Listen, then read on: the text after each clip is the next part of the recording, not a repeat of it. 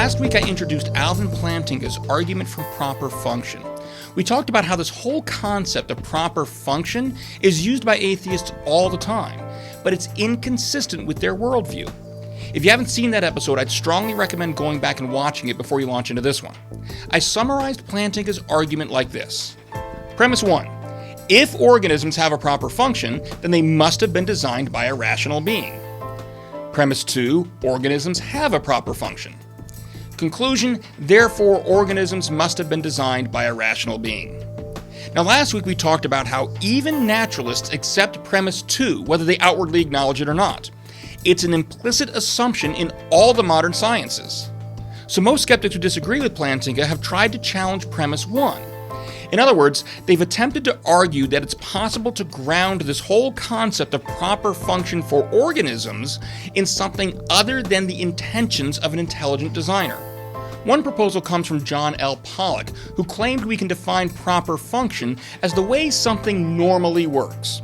In other words, the statistically most probable function of an organism or part of an organism is its proper function. Now, first we can see a lot of appeal to Pollock's definition. After all, at any given moment, the number of human hearts on the planet Earth that are going into cardiac arrest are far fewer than those that are not. The number of people who aren't currently suffering a stroke vastly outnumbers those who are. But unfortunately for Pollock, Plantinga points out a number of examples in which the proper function of an organism seems to be precisely what happens in the unusual case, not the normal one. The vast majority of sperm don't manage to fertilize an egg.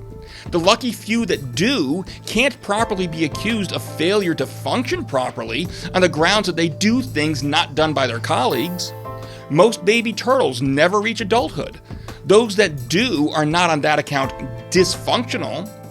So mere statistical probability cannot be the way we define proper function. Next week we'll look at another naturalistic attempt to ground proper function, John Bigelow and Robert Pargetter's attempt based upon natural selection. Hope you can join us then. God bless.